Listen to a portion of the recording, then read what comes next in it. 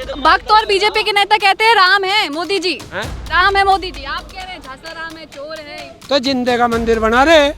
अगर ये राम है तो इसका जिंदे का मंदिर बना रहे। अच्छा, बंगाल में तो खेला कर दिया आप लोगों ने। यहाँ धकेला करेंगे पक्का, बिल्कुल। हर किसान कसम खा के बैठा है, गर्दन कट जाए बीजेपी को वोट नहीं देनी। और पीएम केयर फंड में जितने भी वेंटिलेटर खरीदे गए, पहली बात तो सारे खराब हैं। और खरीदे किससे?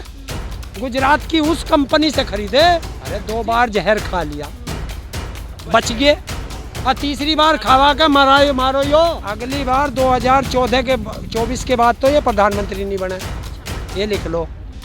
और 2022 के बाद योगी नहीं बना मुख्यमंत्री, ये भी लिख लो। ये जादू जनता आपका ऐसा तारेगी कि ये जो डाढ़ बढ़ गया ना, ये इतना बड़ा है। दाढ़ी से भी प्रॉब्लम। और हमें तो है। हमें तुमने अपने घर पे चौकीदार रखा, तो क्या तुम्हारा चौकीदार तुम्हारा घर बेच देगा?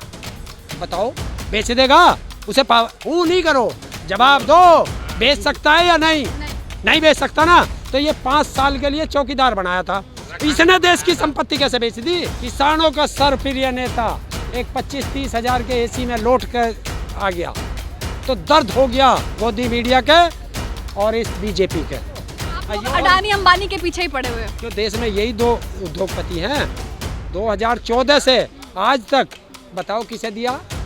रेल बेची अडानी को, एयरपोर्ट बेचे अडानी को, ONGC बेची अंबानी को, कोल बेची इन्हें अडानी को, सड़क बेच दी अडानी को, BSNL का एस्टेसी मार दी अंबानी के लिए। निजीकरण कैसे कर देगा? उसके पिताजी की संपत्ति है, यो रखवाली करने के लिए दिया, रखवाली कर।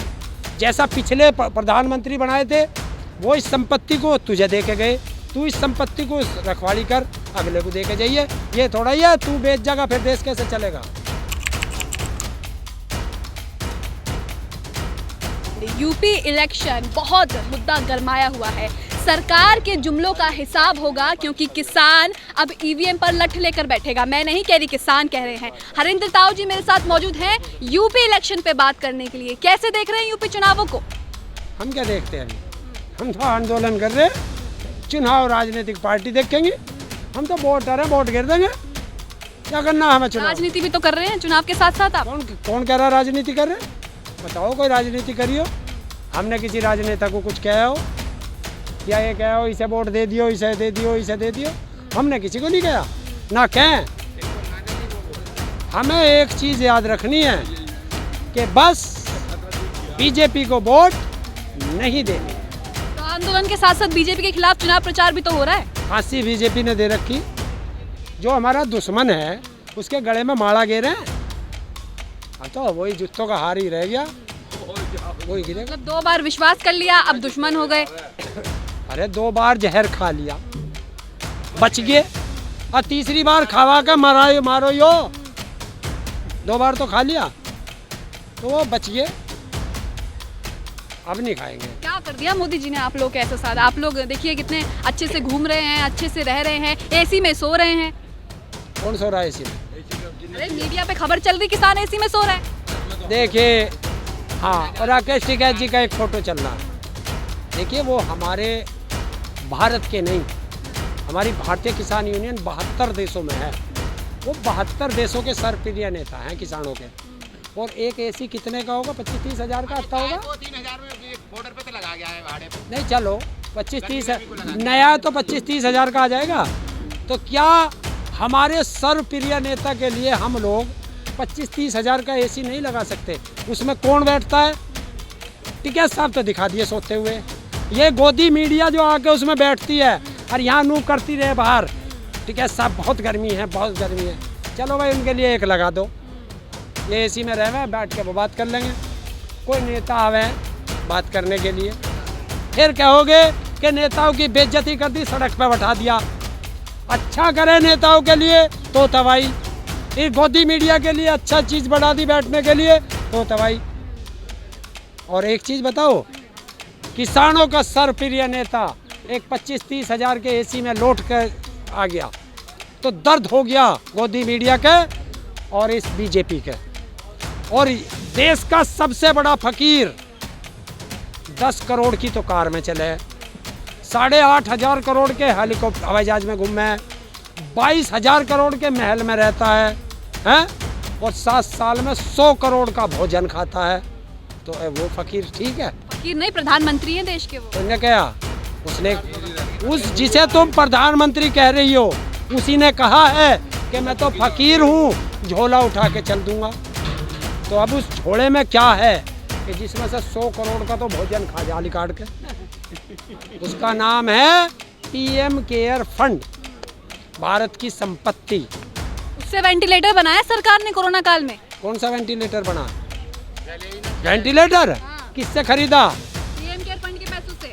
पीएम केयर फंड, देखिए पीएम केयर फंड है, आज तुम्हें एक भी चीज़ बता देता हूँ। पीएम केयर फंड में कोई भी चीज़ खरीदी जाएगी, अगर उसमें कोई घपला होगा तो जिम्मेवार कौन होगा बताओ आप? पत्रकार हो, प्रधानमंत्री होगा, क्योंकि सिग्नेचर प्रधानमंत्री करेगा, उसमें ये नहीं कर सकता, कोई मंत्री नहीं कर सकता। और पीएम केयर फंड में जितने भी वेंटिलेटर खरीदे गए, पहली बात तो सारे खराब हैं। और खरीदे किससे? गुजरात की उस कंपनी से खरीदे जिस कंपनी के मालिक ने मोदी का सूट 4 करोड़ में खरीदा। तो वो 4 करोड़ का सूट हमें अपनी जान गवा गवा के भरना पड़ रहा है कि जिसको भी वेंटिलेटर पे लुटा देते हैं उस पर वही मर जाता। तो ये देश की जनता देख रही है। तो उसमें जो घोटाला हुआ उसका जिम्मेवार कौन बताओ आप? प्रधानमंत्री है या नहीं है? तो प्रधानमंत्री बेईमान है या नहीं है? प्रधानमंत्री चोर है या नहीं है? चोर भी कह रहे प्रधानमंत्री को। चोरी ने भारत का पैसा, वो अपने पिताजी की संपत्ति बेच के ना लाया, कि जनता ने उसमें चंदा दिया। तो जनता के पैसे का चोर है नहीं है? तो किसको खवा रहा? 4 करोड़ में मेरा सूट खरीद लिया तो सारे ठेके से इसने, अडानी ने, इसने जो है मुझे पैसा दे दिया रैली के लिए, तो सारी संपत्ति इसे बेच दो। आप लोग अडानी अंबानी के पीछे ही पड़े हुए हो। क्यों? देश में यही 2 उद्योगपति हैं। 2014 से आज तक बताओ किसे दिया? रेल बेची अडानी को, एयरपोर्ट बेचे अडानी को, ONGC बेची अंबानी को, कोल बेची इन्हें अडानी को, सड़क बेच दी अडानी को, BSNL का एस्टेसी मार दी अंबानी के लिए। सरकार है वो, तो कुछ भी सरकार है, कुछ भी कर सकती है। आप लोगों से मुझसे पूछेगी थोड़ी।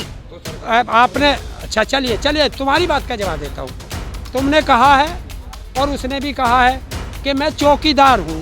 तुमने अपने घर पे चौकीदार रखा, तो क्या तुम्हारा चौकीदार तुम्हारा घर बेच देगा? बताओ, बेच देगा? उसे नहीं करो, जवाब दो, बेच सकता है या नहीं? नहीं बेच सकता ना। तो ये 5 साल के लिए चौकीदार बनाया था, इसने देश की संपत्ति कैसे बेच दी? कहाँ बेची?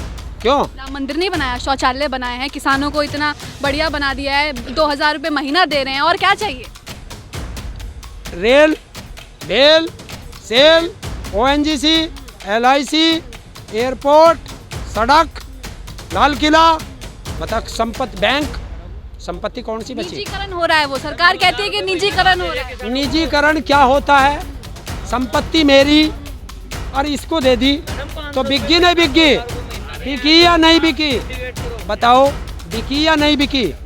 निजीकरण कैसे कर देगा? कैसे कर देगा? उसके पिताजी की संपत्ति है, यो रखवाली करने के लिए दिया, रखवाली कर। जैसा पिछले प्रधानमंत्री बनाए थे वो इस संपत्ति को तुझे दे के गए, तू इस संपत्ति को रखवाली कर, अगले को दे के जाइए। ये थोड़ा ही है तू बेच जाएगा फिर देश कैसे चलेगा? तन्ने तो बेच के चला लिया, अगला प्रधानमंत्री आओगा वो क्या करेगा? उस पर तो कुछ बचा नहीं। तो 50 साल तक वही राज करेंगे क्या? कौन करेगा? 50 साल तक जिंदे भी ना रहे, राज कैसे कर लेंगे बताओ? कैसे जिंदा रहेगा? हमारे अगली बार 2024 के बाद तो ये प्रधानमंत्री नहीं बने, ये लिख लो।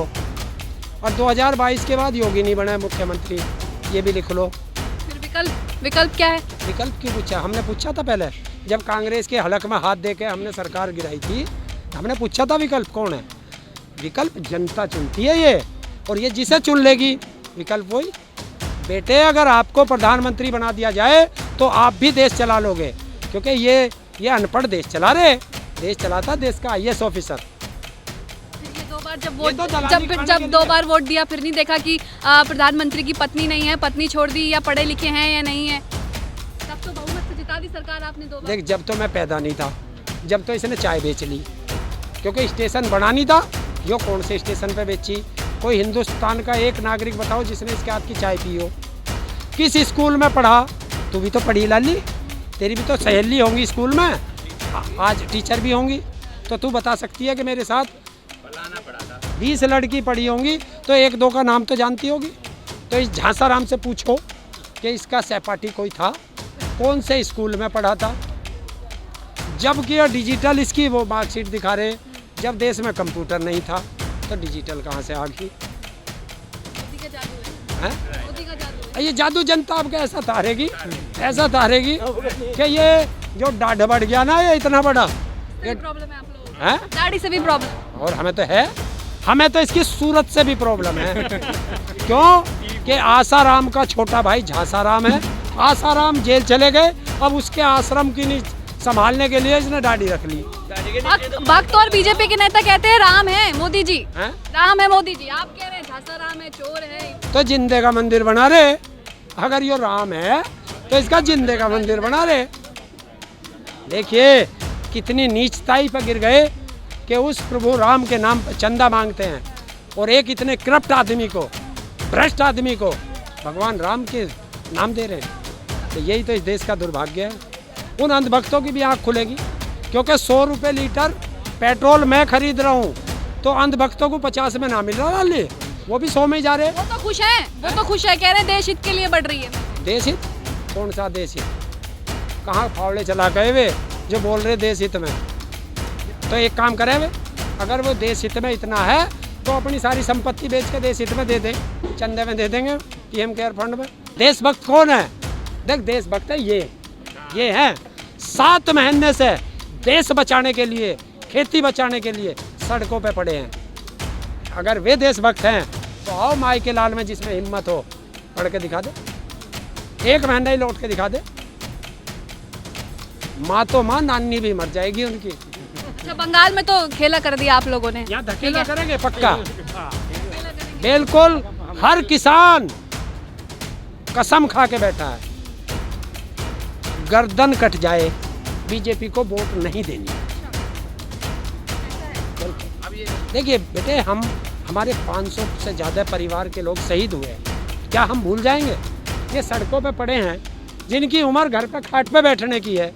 99 साल के लोग यहाँ बैठे हैं। क्या आप आशा करते हो वो परिवार देगा? जो कंधे पर लाश ढो रहा अपने परिवार की, वो वोट देगा? जिसकी लाश गंगा में बह रही है, वो परिवार वोट देगा? जो स्टूडेंट सड़कों पे पिटा है, वो वोट देगा? जिनके रोजगार छिन गए, जिनकी नौकरी छिन गई, वो वोट देगा? तो भाई वोट कौन देगा इसे? अमेरिका वाले? भक्त देंगे, भक्त हैं? भक्त देंगे। भक्त तो आप चले जाओ गाँव में, गाँव वाले बुला रहे, क्यों करे? भक्त जरूर भेज दियो साथ में भगवान की। हाँ, भक्त और भगवान दोनों की पूजा करनी है हमें। चले जाओ भाई, हम तो ये कह रहे।